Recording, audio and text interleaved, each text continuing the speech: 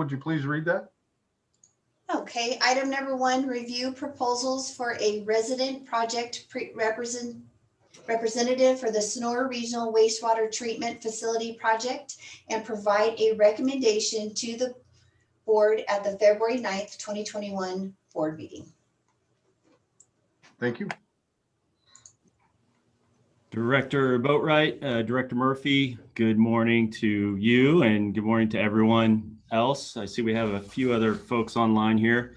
Our first agenda item today is the consideration of executing an agreement for a resident project representative, which is just a fancy term in USDA speak for an inspector for our Sonora Regional Wastewater Treatment Facility project.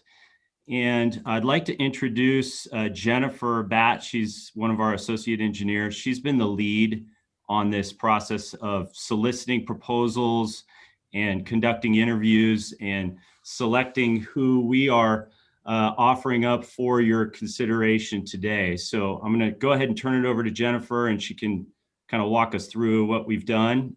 Please feel free to stop at any time if you have any questions whatsoever. Yeah, okay. Right. Nice to meet you, Director Murphy. I haven't had the pleasure yet, so thank you. And David, great to see you again. Thank you. Good morning. Yeah, so what Eric was saying is it is just another term for an inspector. This person will be inspecting daily construction activities, making sure that the contractor is staying on schedule, things of that nature. That's not including special inspections. It's just more construction inspection. And so on December 2nd, we put out an RFP that was a request for proposals from different firms in the area. We reached far and wide to try to get a good group of candidates. We ended up getting 8 proposals back, and they ranged the good, the bad, and the ugly, we'll say. Some of them were very good, ended up being a little bit too high out of our price range. Some of them were cheaper, but didn't have the experience or the expertise that we were looking for. So we found a happy balance between the two so that we can get a good quality person in here and also for a reasonable price. So on, I believe it was the 22nd of January, we did interviews of 3 of the companies that submitted proposals. And after those interviews, we were pretty clear who we wanted to select, and that was Mountaineering Engineering. And just to add, PACE, our engineering design firm that's on this project, they've been heavily involved. They were involved in our interviews, and this person will be somewhat working with them as well. So we involved them throughout the whole process, and they also supported this selection as well as the USDA. So Mountaineering Engineering was the firm that we selected. The gentleman is out of Oakdale. He was actually born and raised up here, ironically, and went to Somerville High, and he's an engineer and he's an inspector. So we're kind of getting a little extra. He can take the submittals, kind of do a precursory review of them and decide whether or not to submit them to the design firm, PACE, beforehand. So it'll save a lot of PACE's time as well, having someone that's not just pushing paper, but actually looking through it and deciding, okay, well, if this doesn't meet the spec, I already know it doesn't meet the spec. There's no sense sending it to the engineer. Don't waste their time, and he can kind of do that. When some of the other firms didn't offer that, they more so collected the RFI or the submittal, and they would just document that they received it and send it on. So we're kind of getting a little bit extra there. And his price was if I pretty could just reasonable. Elaborate real quick. Jennifer was talking about submittals, and what those are those are the documents that the contractor produces that detail exactly the products that they intend to use on the job. And typically an inspector will be your first line of review in that kind of document. And just to back up at a previous board meeting not long ago, the first one in January, I believe, the board executed an engineering services agreement with PACE, and that was our agreement to have PACE be involved throughout the construction of the project. So this is the next step. What Jennifer's talking about is the inspector married up with the engineer, married up with her. She's going to be the project manager representing the district. Those three folks will be essentially the ones managing the day-to-day aspects of construction. So I just wanted you guys to know we had engineering services agreement. Now we have an inspector, and then you have Jennifer there, and those three will be really heavily involved. And of course, operations will be as well, and finance, but they'll be our eyes and ears on the ground as it represents the district before the contractor. Right. Yeah, so I guess in summary, we've selected this firm, Mountaineering Engineering. We're recommending that the board approve their proposal and accept them so we can execute a contract with them. We would like to do this very soon. It's actually on the board meeting tomorrow, and they're going to jump right in and they're going to start doing some plan review and things like that, just to get themselves familiarized with the project as well, and kind of get us kicked off. So they'll be working from a set of final plans from PACE, Jennifer?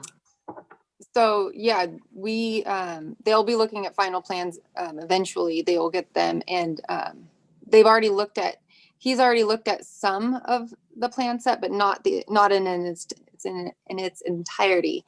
But yeah, and he's not there in any way, shape, or form to redesign the plans, but more so just familiarize himself with it so that when he's out there in the field, he knows exactly what's going on. And another thing with him, he's been part of a design group for a wastewater treatment plant. So he's got plenty of experience that the others didn't have. That's why we really liked him. Well, just before we do too much Q&A, and I'm happy to hear the Q&A, I want Eric maybe to bring up the information regarding the USDA requirement for this RPR and the time sensitivity that I know that I think both Eric and Donna have talked to some of the board members about this. So maybe you could talk a little about that, Eric, and why this is important. Certainly. The reason this is going to the board literally the day after the committee meeting, and the reason we're interested in expediting the process, is USDA has a number of conditions. They issued a letter of conditions that had many pages. I can't remember exactly how many conditions, and one of which was that this district secure the services of an engineer. We've done that. And a resident project representative, which is what we're proposing to do tomorrow, in advance of being able to circulate the project for bids. Our critical path here is to get this project out on the street before contractors lock up their work schedule for the summer, which would potentially impact us financially, and through the quality of the contractors we would be able to attract on this job. So we're working very diligently towards that date in which we can release this. Jennifer, I may or may not have mentioned, this has gone to USDA. They've approved the proposal, the selection that we're presenting to you of the resident project representative, and the agreement that we're also proposing to use. So that has cleared USDA. It's really up to this committee and the board to make a decision going forward. And the last thing I'd add is that it is a line item in the USDA proposal for the grant loan. So this is contained within that total budget that's gone before your board already.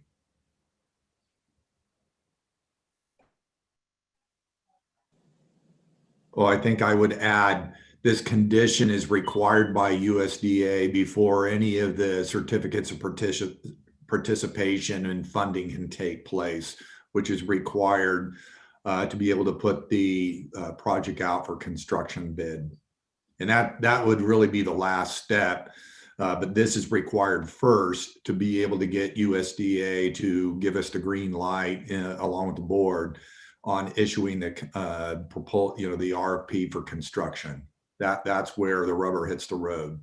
When that RFP goes out, that's when we're going to find out what the final number is going to be for construction cost.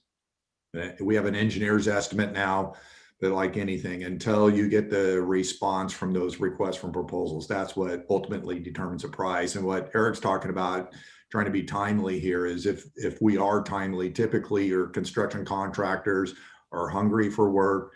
They're going to sharpen their pencils. They'll give us the best price possible. But that's the next step after this one. Lisa, you have your hand up? You're muted. Yeah, can you give me a quick rundown on what the goal for the timeline on this project is? Just bullet point. I didn't see that in this information. The goal, we have Andy Comer with PACE. He's joined us, but the design team and the engineering side has been working very diligently to get the plans and specifications completed as soon as toward the end of this week is kind of where we're looking at. But we also have a contract document set that has gone to USDA for their first review, has gone to our legal counsel for his review. We're in the process of modifying that to meet the requirements of state law. The direct answer to your question, Director Murphy, is I would hope we can release this project for bid at the very beginning of March. And that would be great. We would have about a 45-day bid period, and then it would come back to the board to consider issuing a notice of award for the project. And then when is the goal to break ground? So ideally, the most important thing is to get the project out there and get good competitive bids back. When the contractor actually chooses to break ground will depend on the contractor we select. We would love to see some activity out on the site towards late May, early June. If that doesn't happen, it won't be the end of the world because there will be a lot of aspects of construction that will be inside and away from the elements they'll be able to work on throughout the winter. But this first phase, which we need to get the basins constructed, specifically the emergency storage basin and things like that for phasing so that we can continue to operate our plant while we're doing construction in an area that's currently used as some of the 3 ponds. You will see those when you go out on a tour on February 25th. We can kind of explain the sequencing and the logistics, but June would be great. And that, so having just done small projects, that timeline seems, for anything that I've done, it seems unrealistic to be breaking ground March, April, May, in 2 months. Is that really a possibility? It is. I mean, it is a possibility. There's so many different aspects of the job that the contractor could begin with.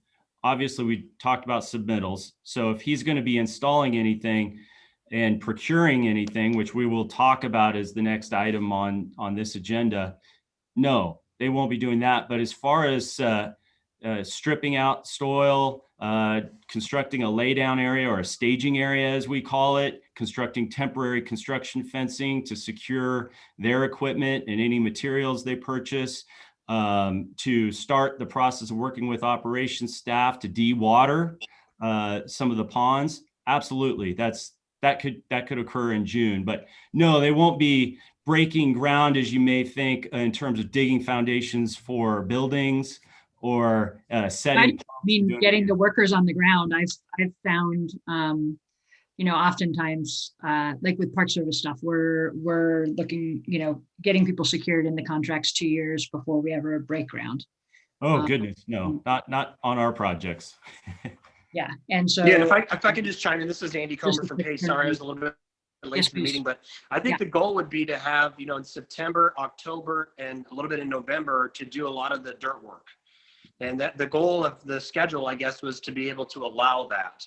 So to be able to get the contractors set up, ready to go, September, October, November, bang that out. And then when it starts to rain out, you can obviously move to different activities. Okay.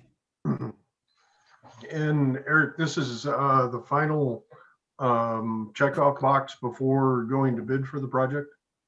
No. We need to have concurrence from USDA on the contract documents as well. The next item on the agenda are the procurement contracts for some of the big equipment. Those will need to be executed.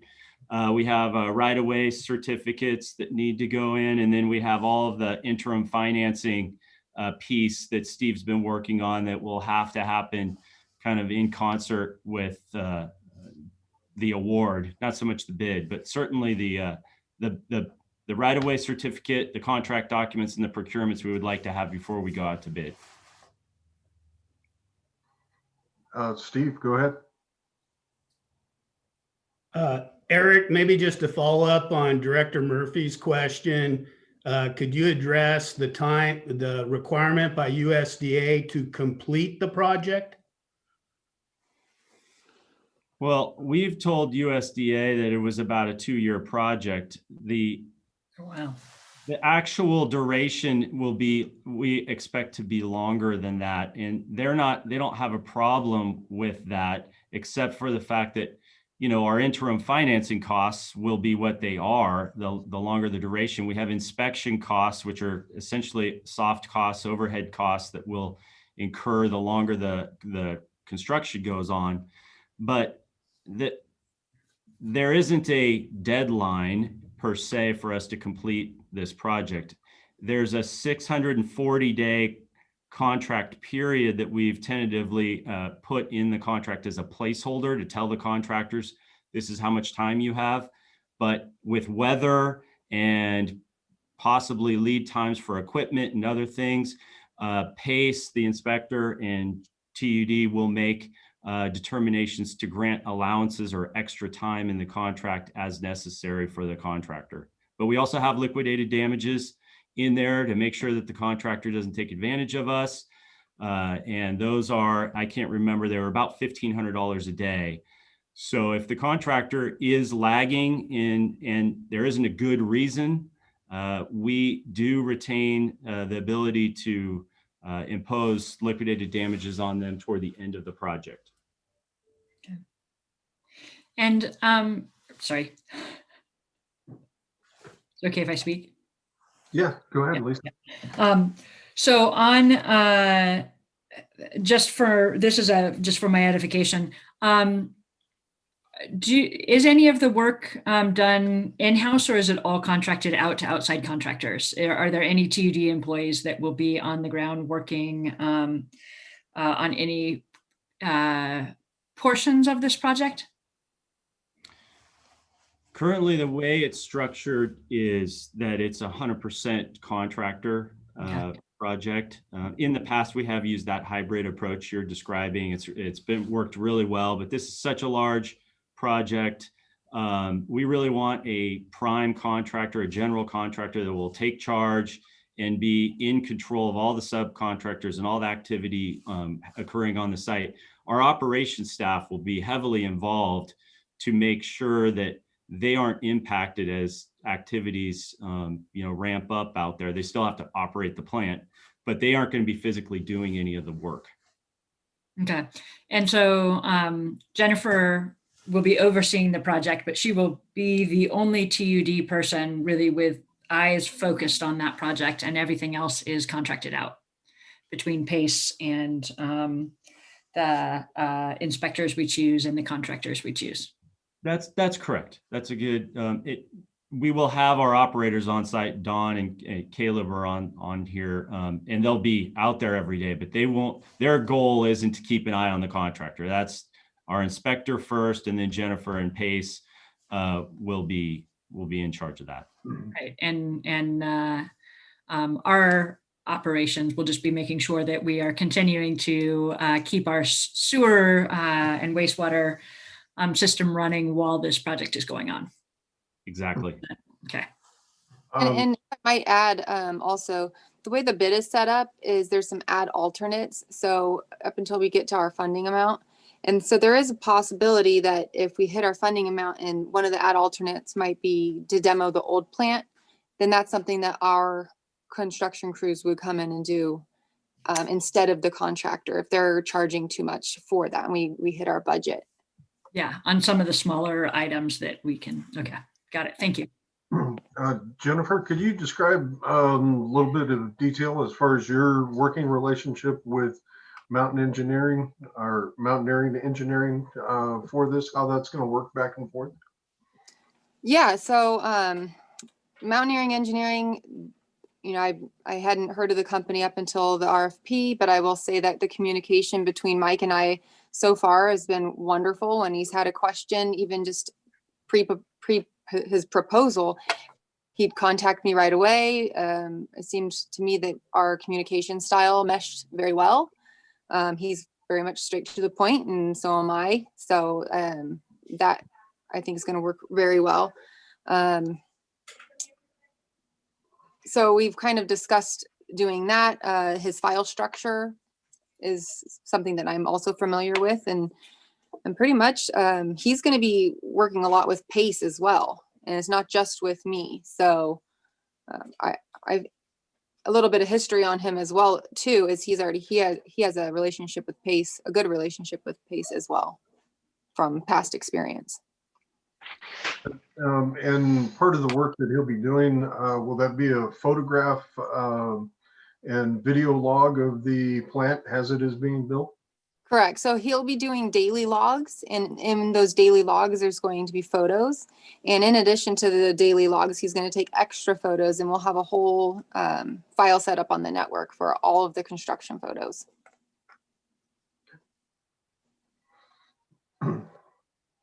Andy, do you have any more to add? No, maybe chimed on. I agree with this detail. I read through the proposal and I'm good with this proposal. Lisa, have you got any more questions?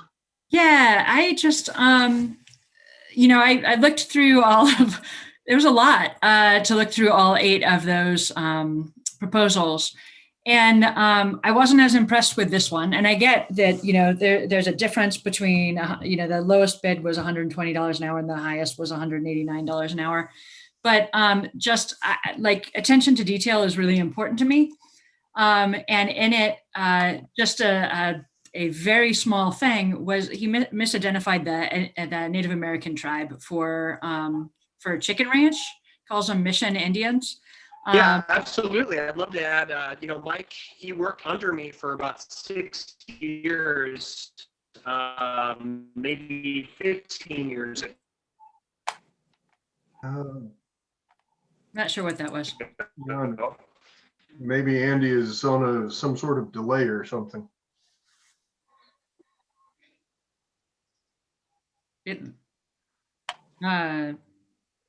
Under Jennifer Batt, it says connecting to on my thing. I'm on my phone, which is the one that you probably can see me on, and then the other one is just so I can see. Yeah, you I'm guys. sorry. Can you hear me now? Yes, we can now.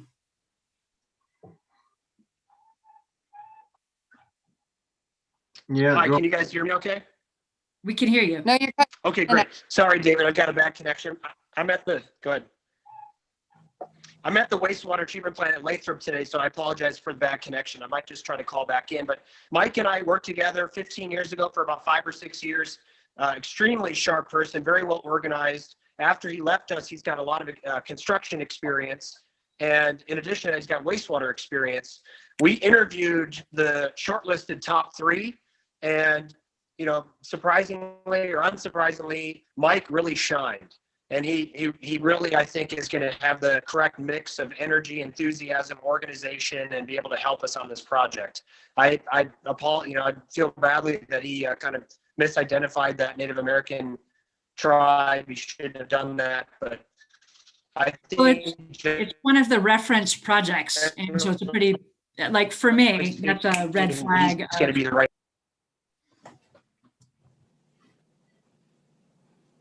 Looks like we lost Andy. Yeah, seem to have lost Andy. Director Murphy, you seem to had a comparison of the other companies. Well, I'm curious what the top three were. Yeah, so let me pull that up really fast. I have so many windows open. So the top three firms that we interviewed was Mountaineering Engineering, SDR, and Consolidated CM.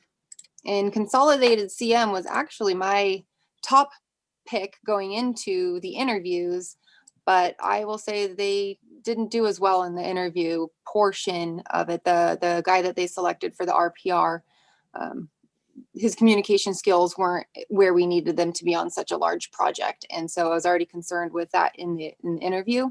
And so they ended up dropping down for that reason. Cool.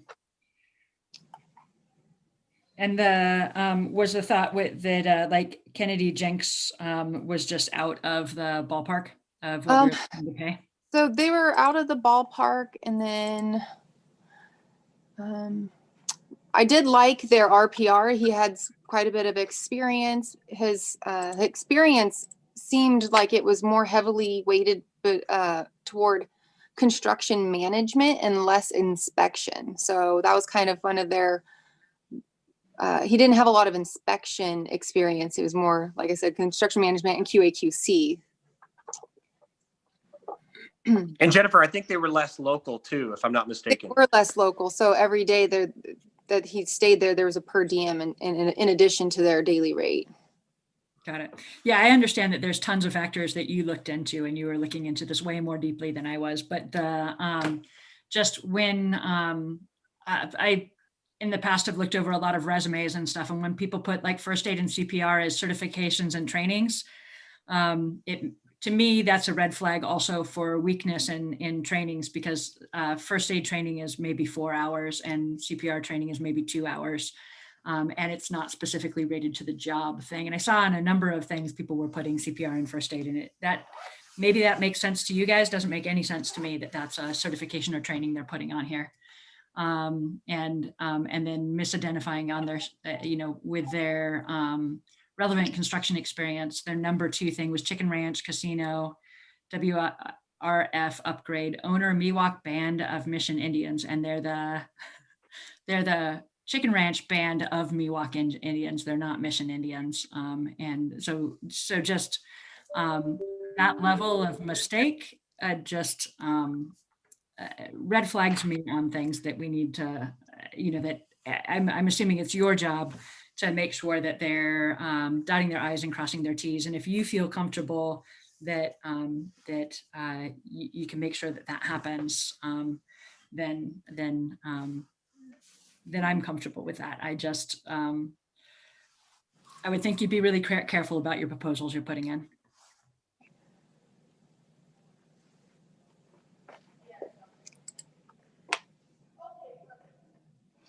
Any further questions or comments?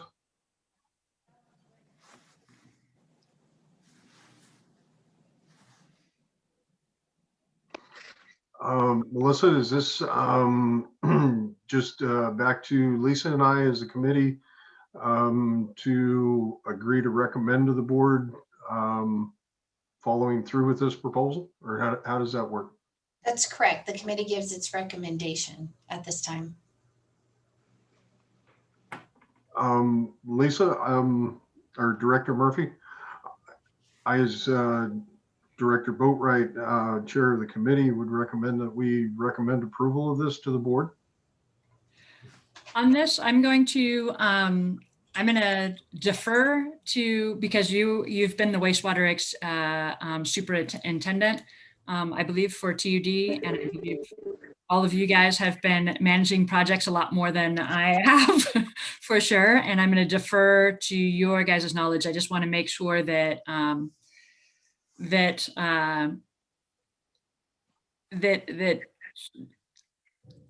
the worries I have are heard by you guys, and that Jennifer, as you go forward, that you'll be keeping a sharp eye out to make sure that everything is in alignment with what it's supposed to be happening. Yeah, on a project of this scale, I'm going to defer to David as the chair of this committee to make the decision for the committee. As a little bit further, as I read into the proposal on the contract, I do believe that the district is holding a, kind of check and balance. If it's not working out with mountain engineering or mountaineering engineering, I apologize, it's a little difficult to say, or getting used to saying that. I believe that Jennifer will definitely keep good track of the personnel on the project on site as far as receiving the information. And the documents, because just this is, I would assume that this document is fairly important to the person as they're putting it in.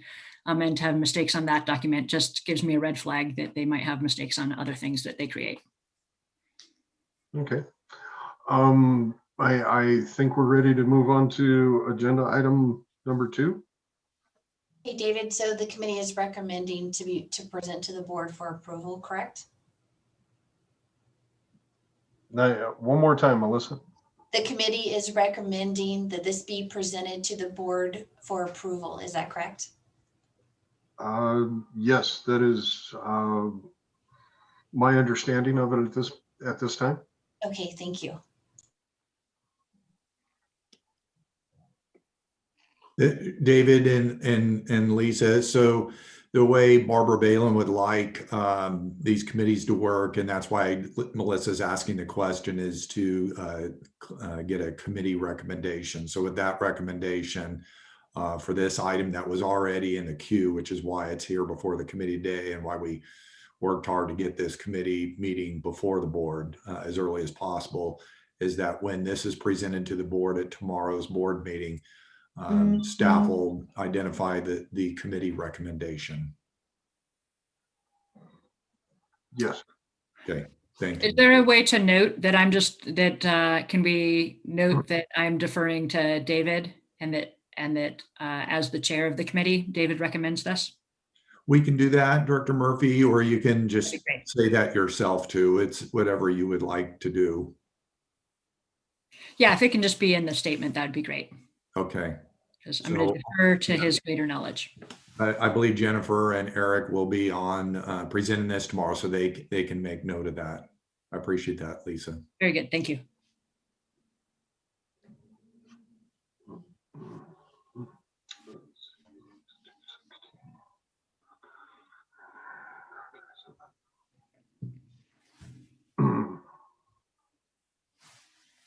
Okay, we can move on to item number 2. Review the attached summary of equipment ranking for equipment to be installed as part of the Sonora Regional Wastewater Treatment Facility project.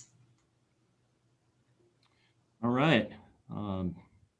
Hopefully you folks can see the PowerPoint presentation and that it's clear. Is that the case? Yes. Okay, very good. Well, this particular item, is in concert with the previous item. Again, it relates to the Sonora Regional Wastewater Treatment Facility project and is another USDA condition of us being able to move forward with the project. There's a few team members I'd like to just introduce online. Obviously, Dawn, our Director of Operations, is on the line, but in addition, we have Caleb Mason, our lead operator.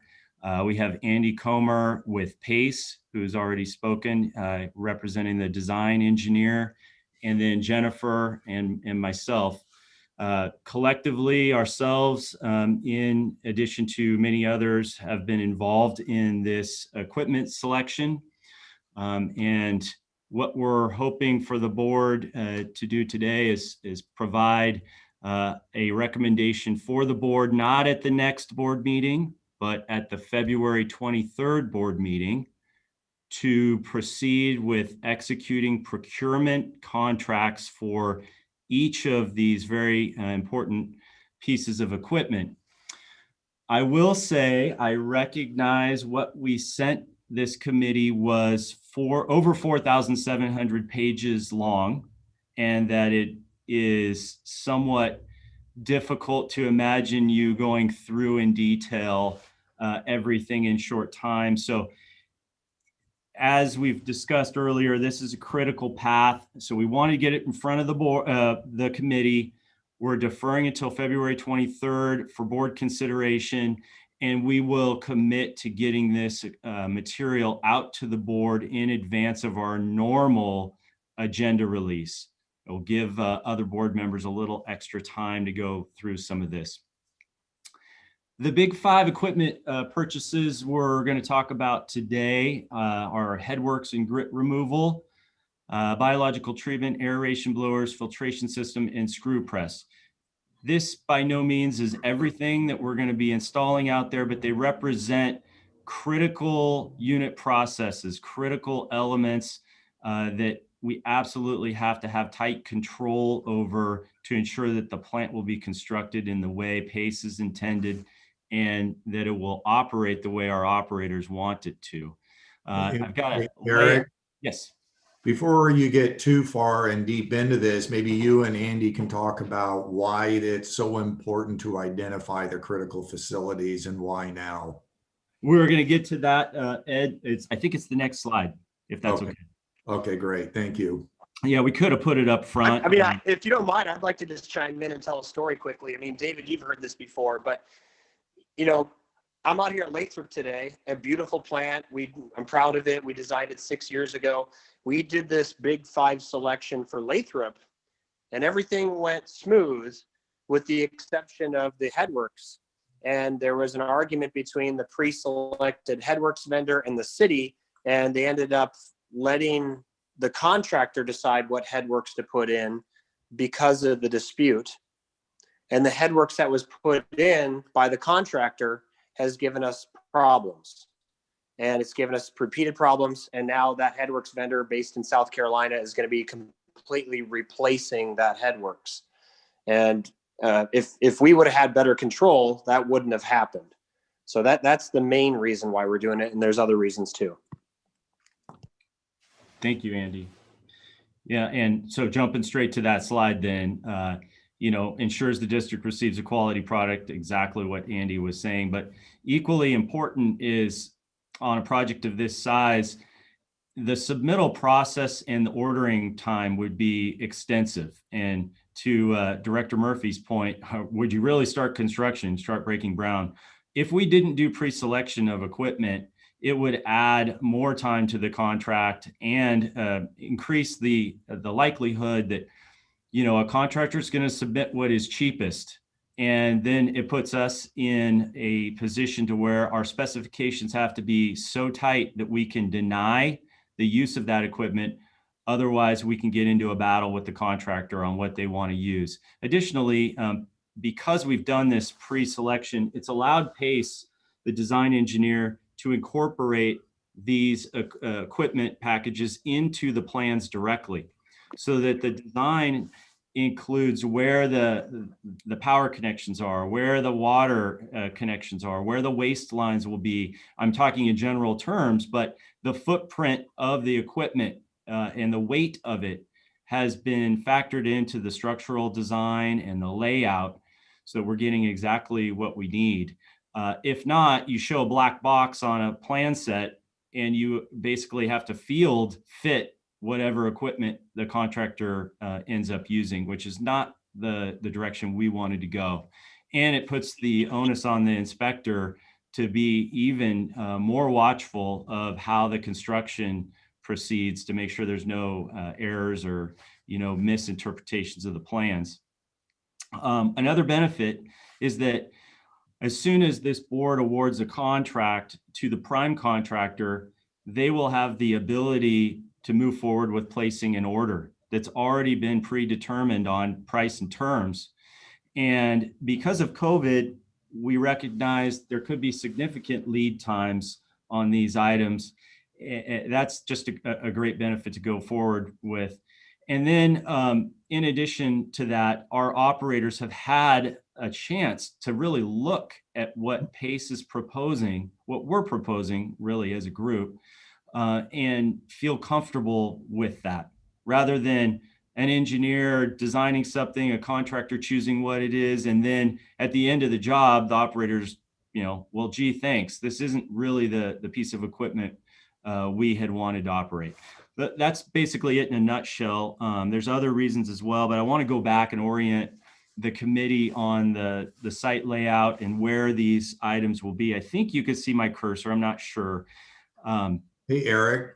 Yes. I think one that I think we talked about, and having been through this a number of times, is that it also provides us the best price possible on this big 5 type of equipment, because they are pricey. I was going to mention that too. It's a very competitive process, and when you put the dogs into the fight together, you end up coming up with really good value, and that's what we think we got. Thank you. I just wanted to make sure that Director Murphy and Boatwright had that opportunity to hear some of that. So thank you for being patient to allow us to present that slide. Thank you. Wonderful. Yeah, and we're talking about approximately $2.9 million in procurement, which represents approximately 12% or so of the overall project cost.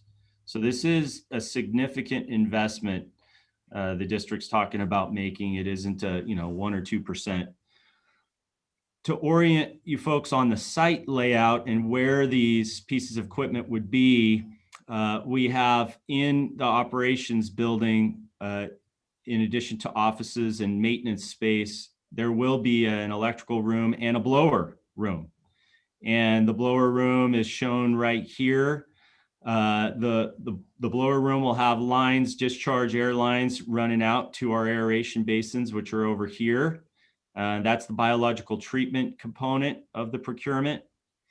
I should backed up and said our headworks with our screens and our grit removal are up here.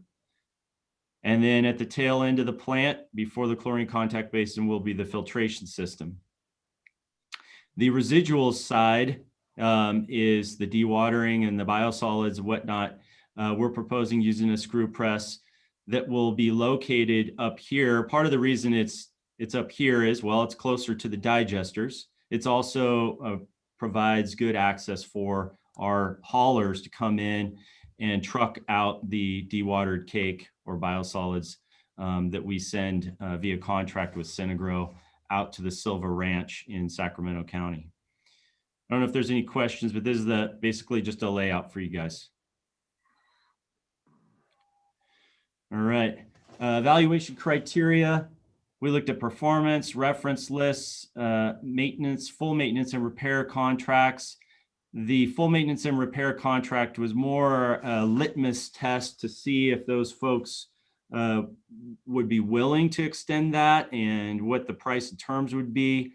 It wasn't a commitment on the district's behalf to actually enter into that maintenance and repair contract, but we feel that it's very telling if the vendor will extend that as an offering to cover their product. Capital cost, 20-year life cycle cost, which incorporates in O&M expense. Installation requirements, these are vastly different depending on the piece of equipment we intend to use. Delivery schedule, just completeness of their proposal response, and that they would be willing to bond the equipment. I think at this point, it might be good to have Jennifer fill in the committee on this, and Andy, of course, was intimately involved, and then we have our operations staff. So as a team effort, please chime in, but I think we'll let Jennifer go ahead and take it from here. Sure. So on this slide are all the manufacturers that we ended up going with, and I'm going to go into detail on why we selected them on future slides. But just to kind of summarize it up front, we went with Vulcan Industries for the headworks and grit removal system. Parkson was for biological treatment. Kaiser was for the aeration and digester blowers. Veolia Hydrotech we selected for the filtration system. And then FKC, I always want to say KFC, but I know that's chicken. So FKC, we chose for the screw press. And so when the RFP went out for all of these equipment packages, went out, there were some design parameters that we were looking for. We said, hey, we want it to be a 10 MJD plant. In this case, we wanted to have two trains. One's redundant, so we could take one offline and we can service it while keeping the plant fully operational. And in this particular design parameter, we were looking for 90% solids grit removal on that one. You can jump to the next slide. And I just wanted to say on the Headworks, it was really important that, you know, we have something that's extremely robust, because obviously we're getting hit with a lot of septage and we have variable flows. So we've got this great big huge screen, and Vulcan had the most metal. It had almost the pound metal. It had, you know, great huge teeth and a lot of horsepower behind it in order to the material. And we've got 2 of them. In addition to that, we have an overflow into our emergency storage basin.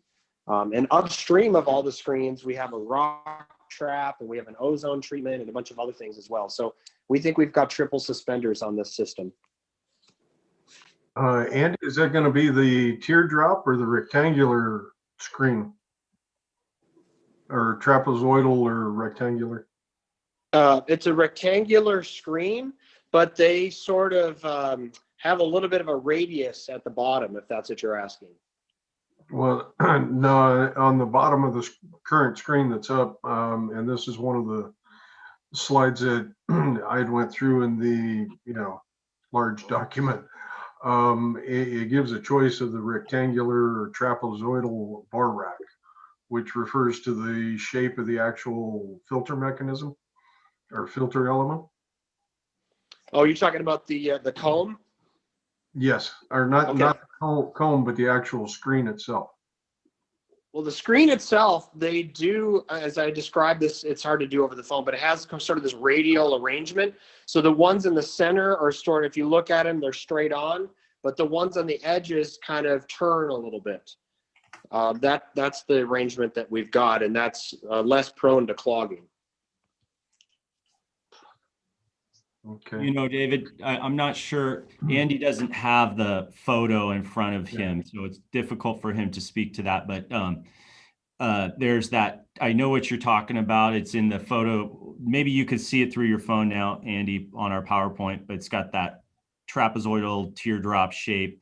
We've used that on another Headworks that David was involved in. Let me just ask point blank, David, did you have a particular feeling about one or the other? Well, the trapezoidal, because your comb is not going to always be, it's not going to go all the way through the fixed screen. So if you've got something that's a little bit wider or maybe multiple items, the rectangular could actually get a little bit plugged up without you'd have to have attention to wash or rinse. The trapezoidal, both of them are going to collect hair. Hair always staples on, any rack or perforated screening mechanism like this. So that it just kind of a watch for item. But in the design, I myself as an operator, I would prefer the trapezoidal, just because there's less, possibility of the filter element plugging.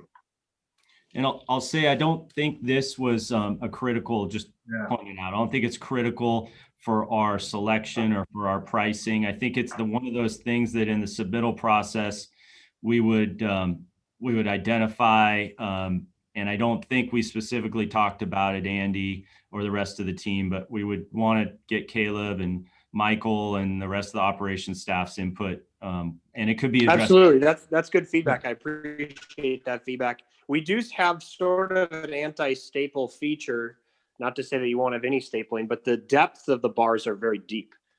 So that's something else to consider. Okay.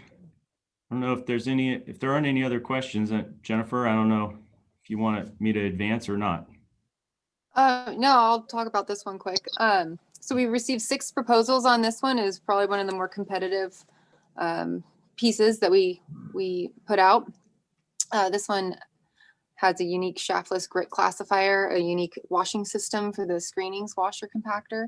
It ranked the highest based on performance and also based on installation requirements. But the one that holds a lot of weight is the strongest references. It got a 9.7 out of 10 references. So a lot of people put them in and are happy with them.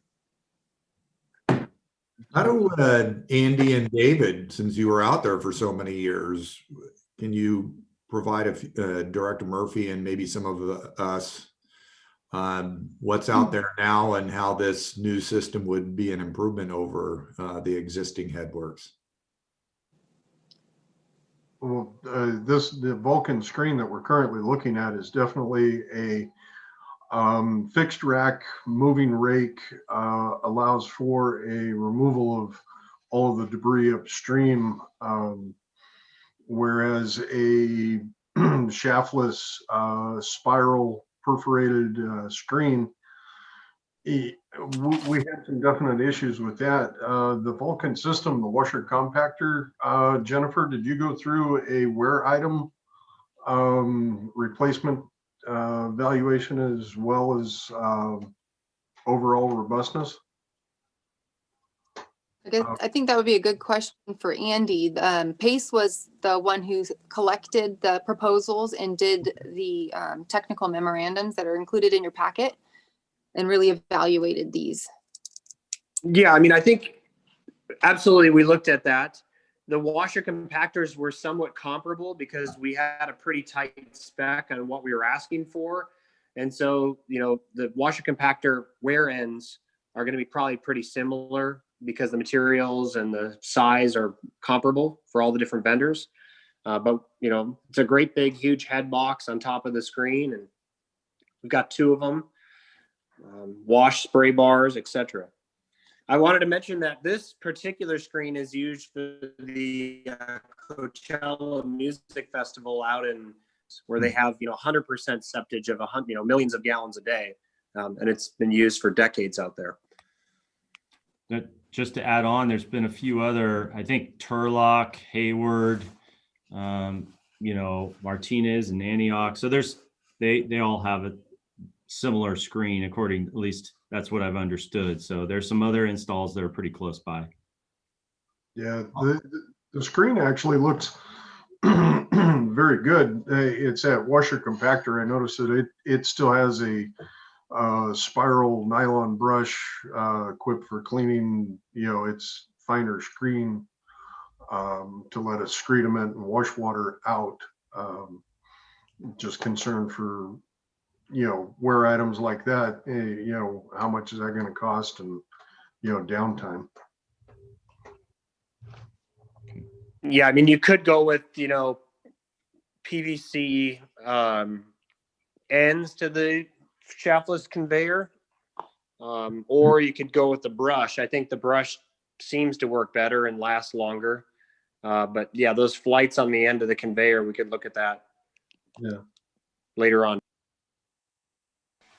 So I guess, you know, I was asking how this will perform to what's out there existing. And I didn't hear too much other than I got to expect this would be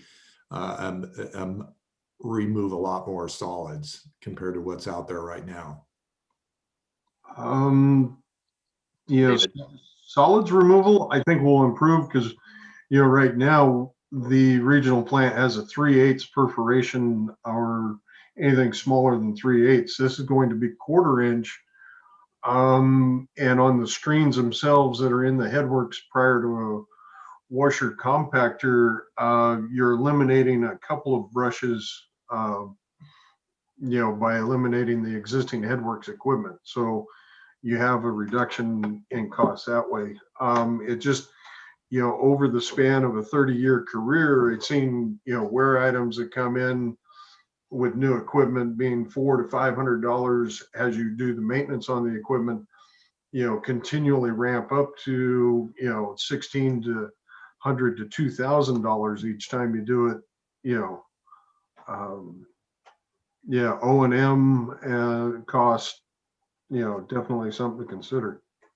But, This is all above Yeah, we can ground. follow up again and confirm that the wear parts are reasonable. But I think the references probably would have complained about that if they were excessive. But that's a good point. But I think the other point, I mean, I don't know if it went between the lines, Ed, but currently you have two sets of headworks. You have sort of the septage receiving area up top, and then you have your lower headworks. As David said, you're replacing it with one system. So you have one place for things to be maintained. yes.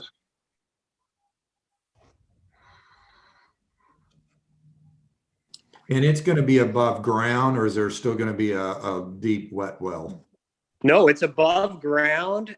You can walk right up to it. It'll be 3.5 feet off the ground. So that was my understanding. I guess I appreciate that we have two systems going to one. That's a benefit because there's more cost when you have two. But having been around wastewater for a long time now, anytime we have a deep wet well, it's a big concern for confined space and just being able to maintain, operate, replace equipment. So that's one reason I think going to above ground is so much better for our operations. Amen. And we found a way to sort of gravity all 7 different places into the same spot and have, as you said, the system at grade where you can walk up to it and look at it and service it. Thank you. That was a good discussion. I appreciate it. Eric, why don't you, if no one else has any other questions, there's some photos of these Headworks screens on the next slide. Just a quick question. David, did you say that the current is 3/8 and that this system will be 1/4? Correct. Correct. Yes. How does that make it remove more solids if it's a bigger? Well, the current Headworks is actually the ones that is a 3/8 diameter hole through perforated screens. Okay. It is a fixed rack type of technology, but the openings are actually larger. What we originally had when we replaced the Headworks screens for regional, we had 1/4-inch perforation screens that immediately had to be replaced because the opening was too fine for the size of screen that could be put in our existing Headworks channel. So anything larger than or smaller than 3/8 can actually pass through the current screens. Any item to pass through the proposed screens here, the Vulcans, has to be 1/4-inch or smaller. When we get into the tour for the Sonora Regional Wastewater Treatment Plant, we'll be able to talk about and see exactly how some items that are in the wastewater actually flow through the stream and present problems to screenings or other types of grit removal equipment and things like that. Whereas the Vulcan, will actually remove more of the debris solids, and then going into washer compactor, it washes out the soft organic material and returns that side stream back to the plant process. Okay, thank you. Treated. All right, so there's some photos up of kind of what these systems look like. On the bottom right, you can see that in that particular configuration, it's dumping right into a garbage. And just to be clear, I mean, I think, personally, that looks really ugly right there. Ours is going to look a lot cleaner because, like I said, it's 3.5 feet up in the air. And so the solids get brought up to that big stainless steel box and they get compacted and put right in the bagger. So it doesn't go down and then back up again in our plant. Can you guys hear me? Hello? Yes. Okay, sorry. Just as a side note, this is Caleb. It's good to see everybody here. I just wanted to also go over the safety features also of the screening. Currently, the way that we have to actually change out the brushes on our screws, we have to do it while the motors or the actual unit's able to run. So there's a huge safety benefit there also. aside from what we're able to do with just the screenings too. So I just want to bring that up also as a side note.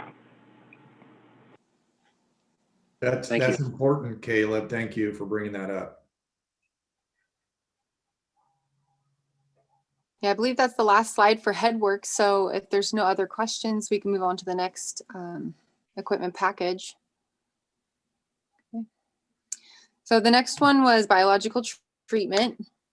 The parameters were very similar. For each basin would be 5 mgd.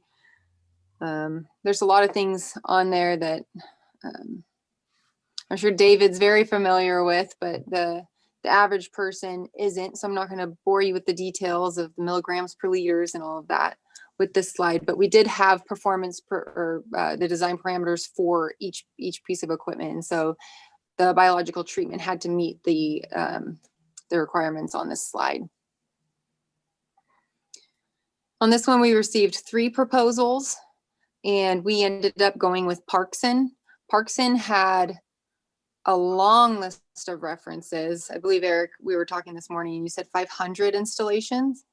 That's right. So I didn't count them, but it's in their proposal. They had quite a few. They also ranked the highest based on the full maintenance and repair contract, the lowest O&M cost, and had the strongest references of 9 out of 10. Hey, Jennifer, this is Ed. I didn't click off the mute quickly enough on your last slide. Perhaps we can jump back real quick. I think one of the important points I want to make, and I agree, unless the board members really want to get into the chemistry and biology of everything, we don't need to go into detail, but I did want to highlight the point that we will be doing what's called a report, a waste discharge and a Title 22 report, and ultimately the regional board, it's the Central Valley Regional Water Quality Control Board, which there's 9 in the state. They're all under the legal jurisdiction of the State Water Resources Control Board that also, in the other side of it, SHOP oversees and regulates water rights. On the other side, they implement the Border Cologne Act, which was a water quality act in the 70s that created the regional boards. Ours is Central Valley.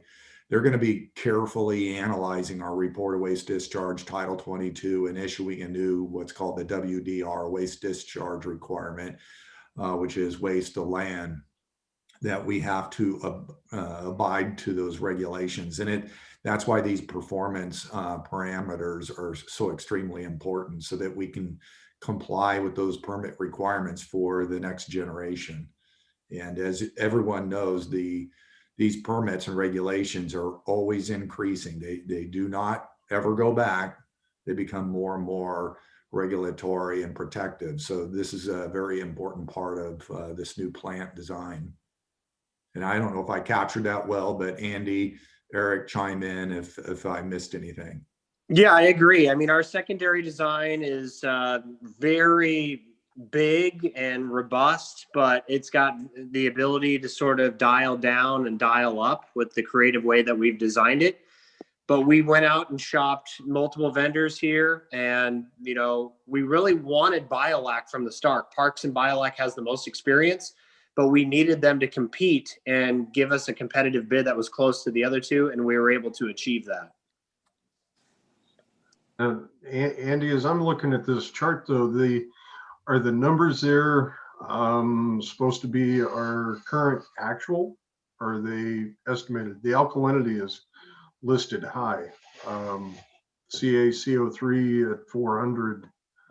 I recall that being about 200. Yeah, I think that was at 200 there. I'm not sure about that table, David, but we did our models at various alkalinities. Remember, Shanko was out there testing your alkalinity on site, and he performed all the biological models based on that low alkalinity. And as you know, we have the ability to boost alkalinity, but we don't expect to have to do that because the denitrification that will occur in the secondary process will bring alkalinity back out of the air. Okay. And and we're looking for, I see it says less than 30, but we're actually looking for that to be substantially less than 30 as far as actually below 10, isn't it? Yes, Yeah, that's correct. Thank you, Jennifer. This is our permit condition, but the actual biological performance guarantees are less than 10, 10, 10. Which is I just recently, I just recently met with Cody from Oakdale last week and went back over their biolac system that they have out there. He was saying that the highest number he's even seen on BOD and TSS combined is 3 milligrams per liter. Typically, they're non-detects on both. So it was a pretty good testament on how well the system actually worked, especially with how they run that plant out there. that's exceptional. I just want to chime in, Cody. I'm glad you said that. And Oakdale was a great tour that we all went to together before we selected this. And there's other biolac applications. We've done several as well.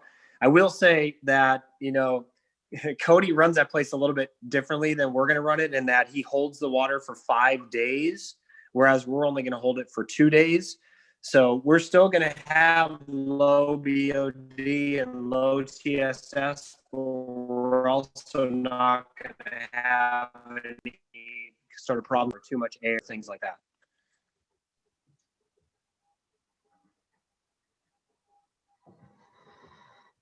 Yeah, I guess overall, as I mentioned to the board and somewhere, I try to stay pretty high level, but I wanted Director Murphy, and I know Director Boatwright knows this, but I wanted to, really emphasize how when we design these, it's really a back calculation to find what's the best fit for TUD, and this really does seem to be a good fit. And I think it's encouraging to hear how low some of the effluent is in BOD, TSS, and total nitrogen.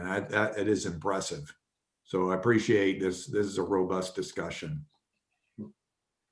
And this process, I'm sorry to keep piggybacking on this topic, but this biolac system is very flexible. You've got 11 chains of air, and you can turn them on, turn them off, and run it different ways. The level we've designed to be able to go up and down. So when you get wet weather flows, it fills. And when it's dry weather, it comes down.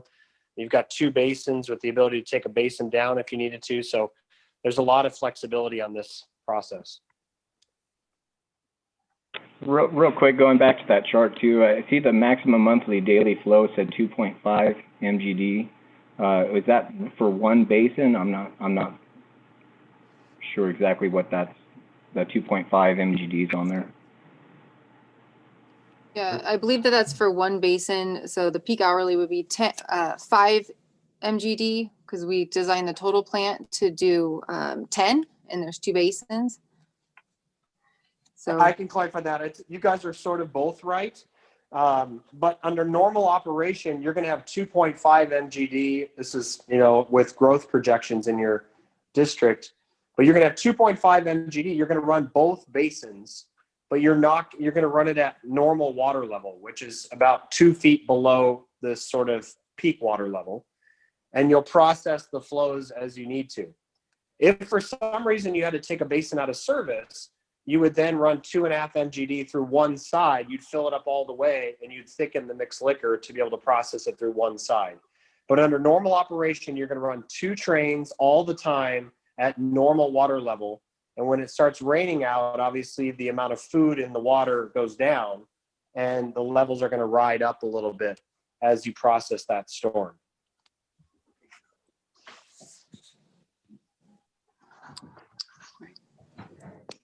Yeah, so Caleb, the other way to look at that would be the label that as an average daily flow for a month. So if you were to have 2.5 MGD flow every day for a solid month, that's what that's reflecting the train will run at. Yeah, okay, I see that.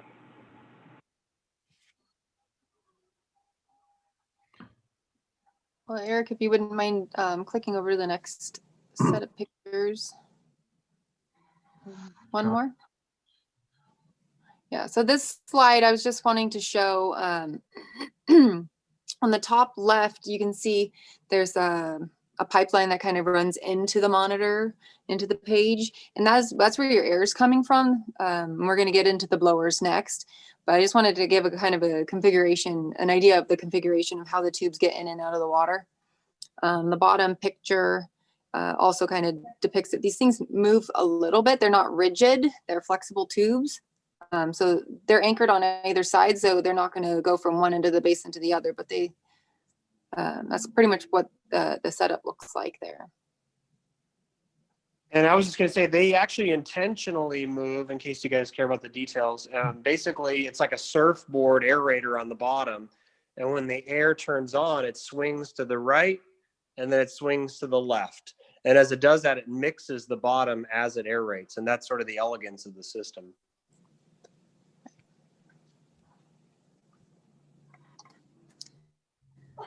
So if there's no other questions on biological treatment, we can move on to the next.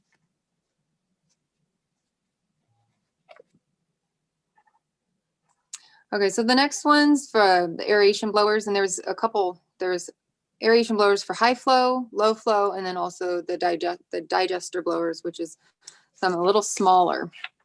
So there's some parameters here for the design. We'll probably quickly go through the next three. There's not a whole lot to talk about. This is also for the low flow one. And I just wanted to point out that, yeah, I'm sorry, Jennifer, to interrupt. I was just going to say over half of the electrical usage on the facility is going to be these aeration blowers. And we specifically called out ultra high efficiency, high flow blowers. So there's one big high efficiency blower, and that blower will probably be close to half of the horsepower on the whole plant. And it'll be this mag bearing technology that's robust and reliable, but also very high efficiency. And then at night, you're going to dial down to these smaller blowers that are a little bit less efficient. And then lastly, there's some blowers that are going to go straight to the digesters as well. Go ahead and go to the next slide. So for this equipment package, we received 4 proposals.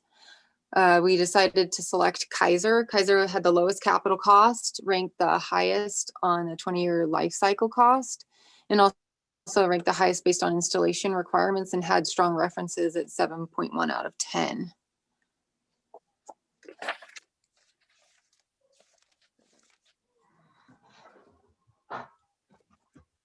Are there any questions on that? Or Andy, did you have anything else to add?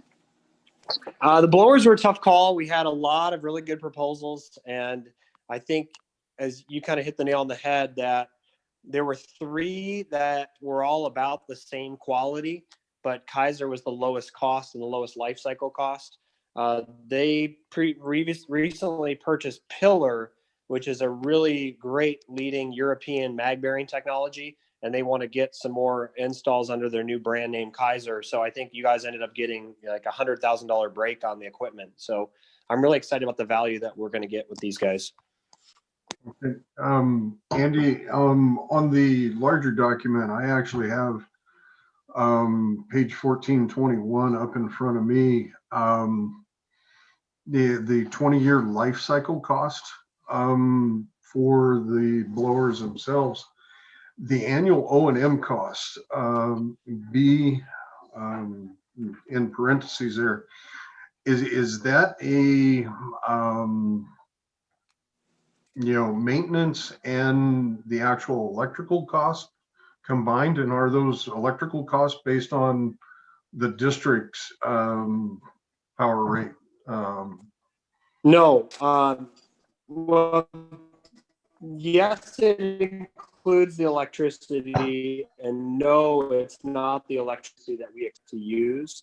We actually were asked by the district to kind of clean up the operations estimate that we did last year. What's in that proposal is just sort of an exercise at, at this duty point and this duty point and this duty point, what would be your annual O&M? So it's sort of just done for comparison purposes.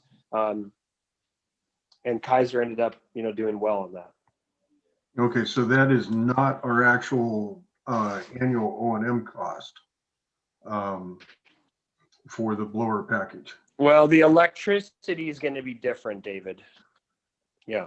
You know, David, I think I don't have that page right in front of me, but we noticed that as well. I mean, at least the district did. We asked Andy and his colleague Robert to update, and we got a number on electricity costs that's much lower than what's on that table. It's more in the neighborhood of 67,000 a year, I think is the exact number.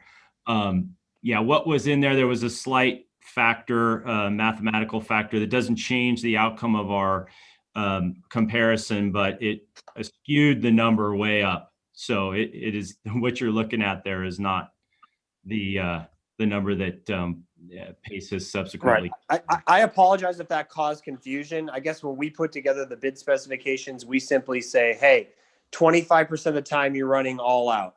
50% of the time you're running at this point, and 25% of the time you're running down low. And we sort of just have them compete against each other, just blindly using those numbers. In hindsight, we should have said, hey, we expect to run at 4,000 CFM, give us your power. But for comparison purposes, it worked out fine. All right. Yeah. The overall board of directors right now is certainly looking in on actual O&M costs for routine comparison. Yeah. We made that same mistake, I would say, with the polymer as well. I know that was an alarm that you had, that it was 100,000 a year, and it's actually way, way lower than that.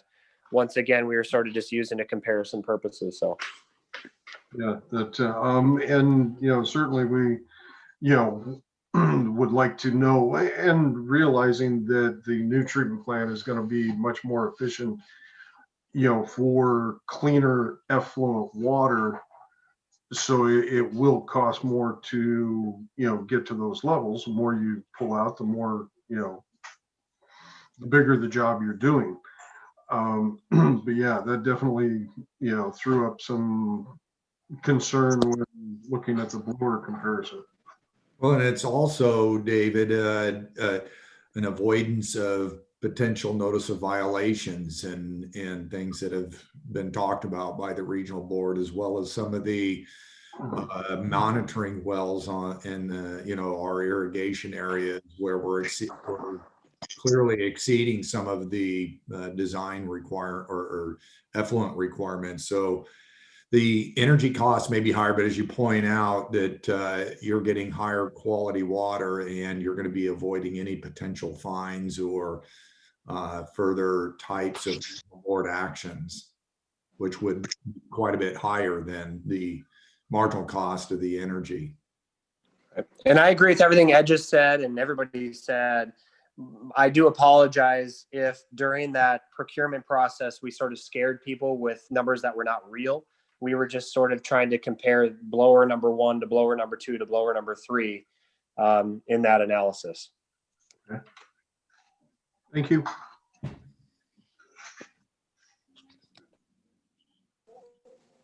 All right, so the next one that we ended up looking at was for the filtration system. We asked them to have disc filters to do 5 mgd each, and gave our water quality as far as TSS.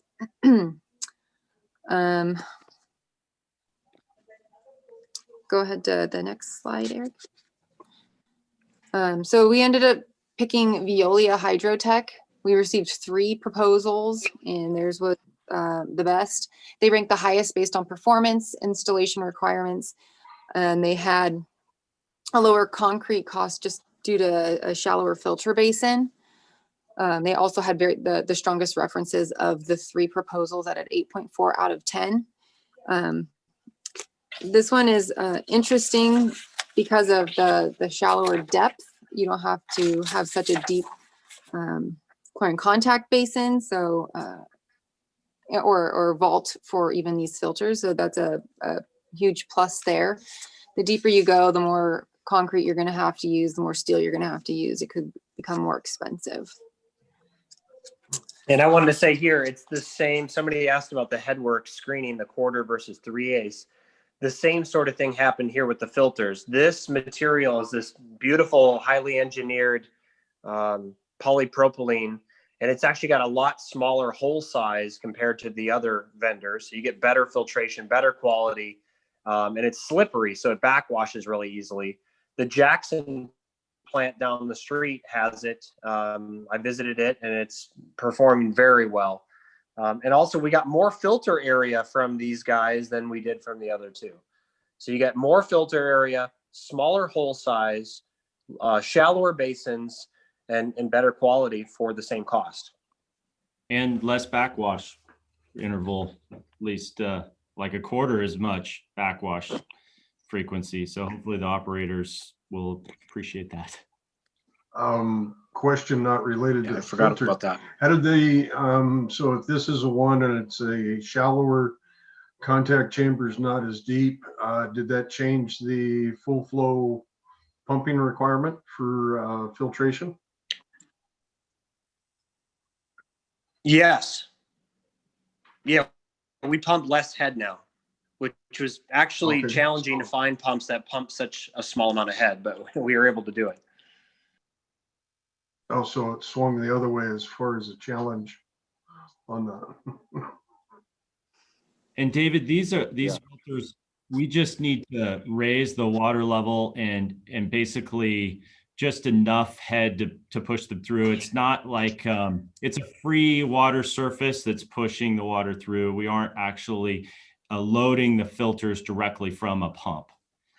Yes, I understand that, but it was, you know, in the design plans going back to August when I was working with them, you know, we had, I think it was a 1 to 1.5 foot, you know, elevation bump up with the shallower basin. It sounds like that was cut at least in half, if not more. I think. Yeah, I don't think it was quite half, but yes, that's about what happened. And you know, David, you're going to kick out of the fact that the 3 lift pumps that we had 2+1. They ended up being too much horsepower, and with the pump curve the way it was, we couldn't get down to the low flows that we needed at night. So we ended up going to 4 little tiny pumps, 3+1. It ended up saving costs, saved horsepower, and it'll obviously save energy. Good.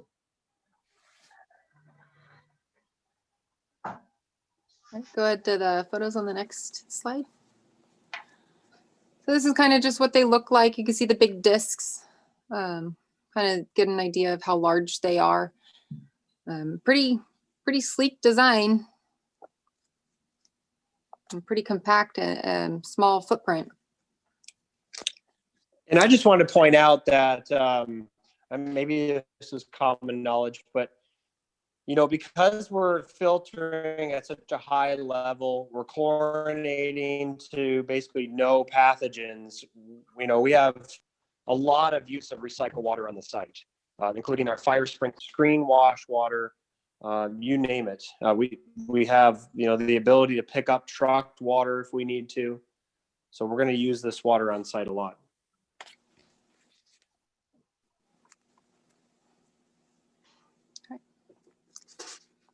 Does anyone have any other questions for treatment or the filtration? All right, then we will move on to the dewatering screw press. So this is the last of the 5 that we were pre-selecting. For this one, we put parameters on how many days we're going to be operating, how many hours we're going to be operating, feed concentration, and things like that. And so on this one, we ended up getting 3 proposals. If you can go to the next slide, Eric. So we got 3 proposals for this one. We ended up selecting FKC. They ranked the highest based on performance and the highest based on installation requirements. They also had the highest references at a 9.7 out of 10. So they came very highly recommended. This is a very robust design, and it was more efficient with a lower operating speed compared to some of the others. So one of they're more efficient by almost 3 times more than Schwing, which was one of the other proposals that we received. And it also had a lower spray wash cycle than Schwing by almost so 23.5 gallons per cycle for this unit, the FKC unit, compared to 60 gallons per unit for the Schwing unit. So we're kind of getting the best of both worlds there as well. Yeah, and if I could just say, this screw press, I saw it in Chicago at that conference that I had mentioned to you guys a couple of years ago, and we've seen them also in the industry. I don't have personal experience with them, but they're the only screw press that doesn't have brushes or squeegees or wear parts. They make their machine tolerances so tight that they don't use any of those wear materials. And their references are amazing. We called the city of Fillmore down in Ventura County, and Veolia picked up the phone and they said, hey, listen, I'm not working for them or anything, but this is the best damn piece of equipment we've ever had. So I was really happy to hear that and looking forward to using this.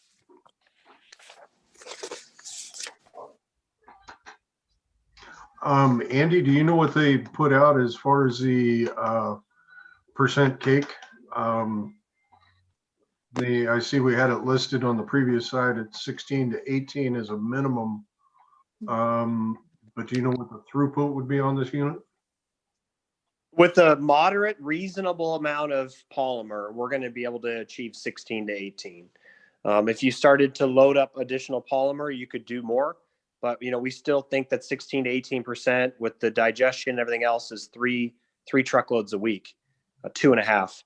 So, you know, I think that's probably a reasonable schedule to call for hauling, you know, Tuesday, Wednesday, Thursday, something like that. Okay.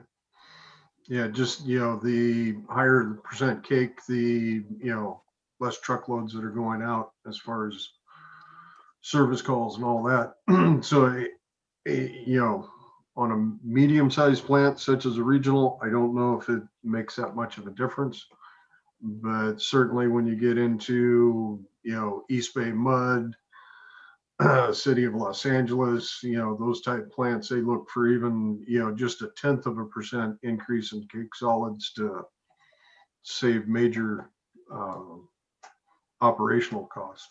Yeah, I think to your point, if we can get down, you know, in 2023, let's say this place is open and it's at close to 2 MGD. If we can get down to 2 hauls a week, that would save you some money.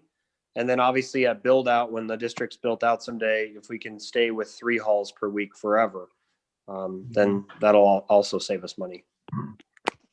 And the footprint in the treatment plant is actually designed for 2 of these screws.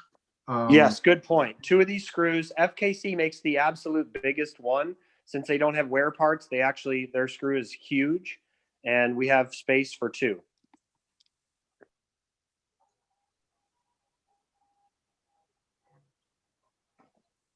Okay. I believe that might be the last slide. I don't remember if I put photos. So I guess any other questions on the overall equipment selection or discussion on that? You know, as far as Mr. Perkins and Mr. Mason, you guys have gone through, you know, detail upon detail of all these, you know, pieces of equipment we just barely touched on. Yeah, and continuing to do more research as we go. I mean, there's so much information here that we're chewing on constantly. But yeah, definitely. But and you know, you haven't seen or heard, you know, basically I'm looking to know that you've gone through all the details and you're satisfied that these are the best picks of the equipment we have. Yeah, so far, I mean, this looks like we've been able to choose some of the better equipments, and I have a lot of faith in them. Even the bar screening, I've worked with those before. Those are great, you know, those are great screens, and so on and so forth down the line. You know, I've never worked a biolac system, but from what I've been able to see with it, it looks like it's going to handle our solids and our loads really well. So I feel very confident with that. Okay. That, you know, myself from a higher level. The 4,000 pages is a lot to chew on, I can tell you that. So, and I've gone through some of it, but I feel good about what we've chosen. Don, it looked like you were about to say something. Oh, I was just going to echo from my own point of view. This has been a long process, Director Boatwright, which you're very familiar with. We built this relationship with Pace. We spent years on this, talking about all these pieces of equipment. So yeah, I feel really strongly about what we've selected. The selection process, oftentimes I think while you were here, we had to, pick the most expensive option out there just to get the overall reliability and operational costs down. So I think, just in a nutshell, I feel really strong about where we're headed here. Okay. And I apologize for such a large packet, but we wanted to make sure that you guys had the opportunity to look at the other proposals and not just the one that we were selecting. Well, and it's just the nature of where we're at. This was already in the pipeline before the committees were formed. And Right. It's just the reality of the timing of how all this came together. And in talking to Barbara Balin, she definitely wants things to go to committee, but understood that we were already on a time-sensitive calendar with regard to USDA, the letter of conditions, the fact we have to meet those conditions, and with getting this out to bid for construction, because really I was pushing staff a year ago to get this ready for bid for construction by December, January. Having been through this a number of times, those are the 2 months when it's ideal, because these construction companies really do look for work. They fill up their construction season calendar pretty quick. And if you get out there too late, you may miss an entire year. So that's why I've been pushing staff hard.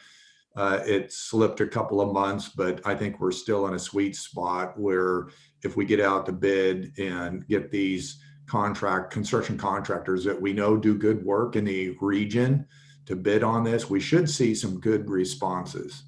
And I know that Andy and others are already calling them. So they're aware of this project. I think that they're probably already sharpening their pencil. So even though we haven't officially gone out to bid and the board hasn't authorized that, staff has been laying out the groundwork just like they had on these major facilities here. So it's been a pretty major team effort to get to where we're at. The last thing I want to say real quick on the screw press is the redundancy there. And that's one of the beauties of the design that I think Pace has done, is to really look at the ability to operate if one piece of equipment goes down catastrophically or for maintenance, we're still up and running because there's redundancy in gravity design from top to bottom. And one of the reasons I've developed a relation with Pace over the years, as I mentioned, I've been through design of wastewater treatment plants a number of times. This is the first time for extended aeration. And I've seen some of the best in wastewater design engineering, from CH2M Hill to HDR to many other top-notch engineering firms. And Pace has always been setting the standard for high performance for over a decade in my career. And I think we're seeing it here in this design. So I know that makes Andy sound pretty good, but he actually he represents a good team, and why I think there's been a lot of success in what you're seeing here today, Director Boatwright and Director Murphy. Thanks for saying that, Ed.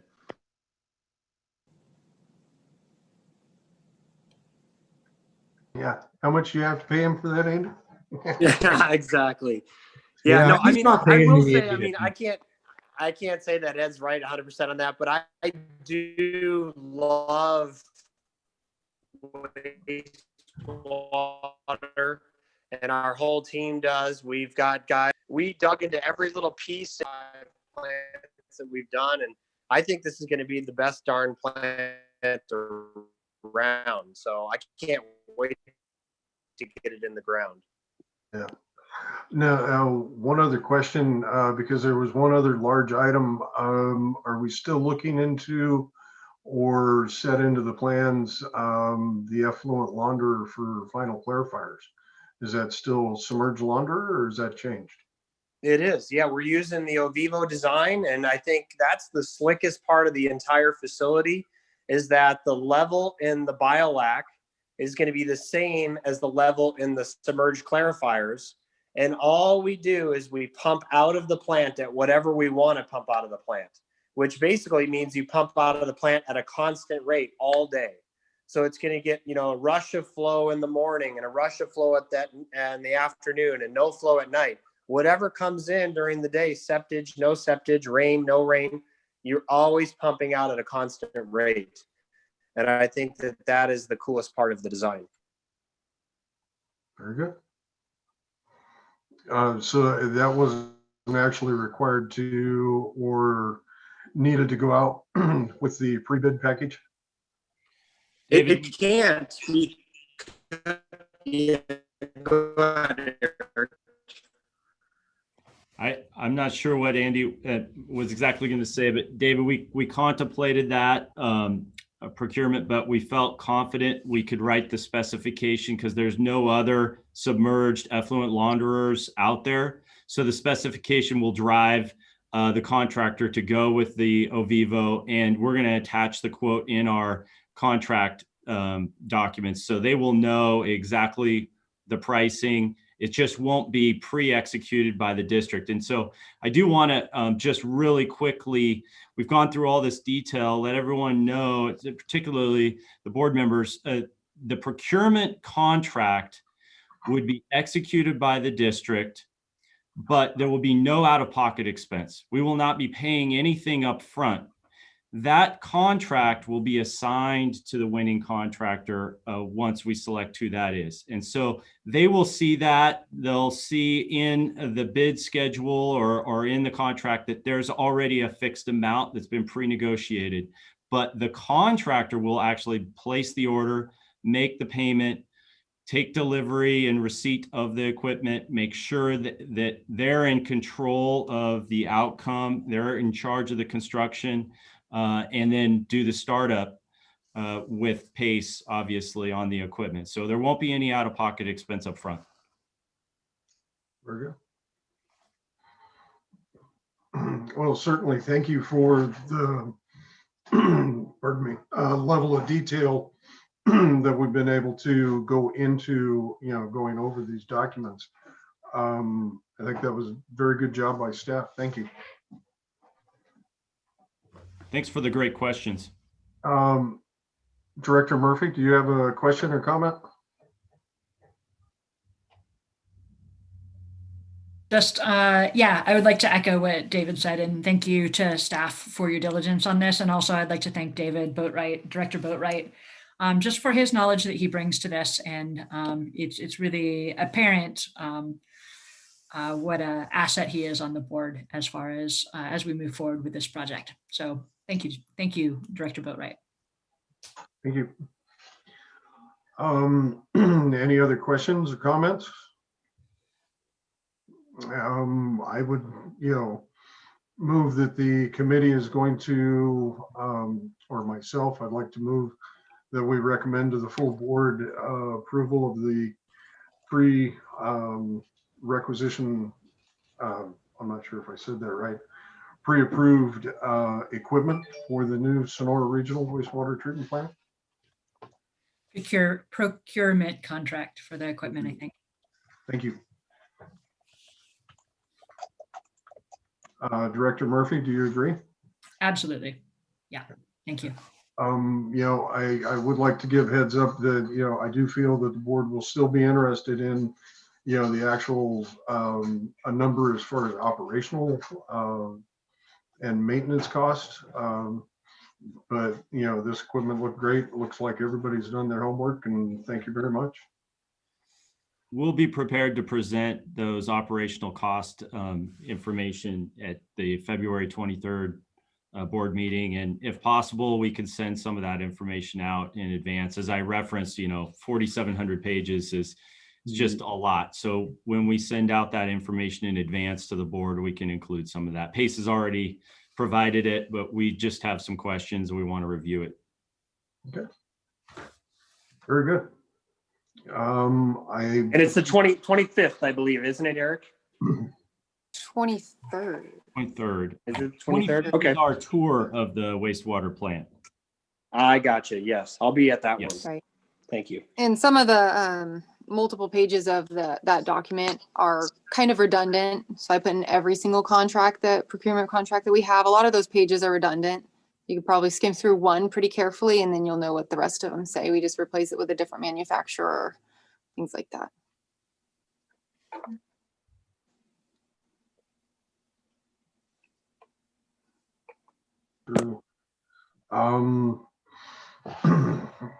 Melissa, I believe that brings us to the end of the agenda items for the wastewater committee. Is there procedure for closing the meeting?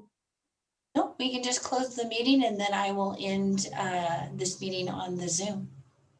All right. Thank you all once again. I move that we close the wastewater committee meeting for February the 8th at 12:11 p.m. and everybody have a great day. Thank you. Thank you, guys.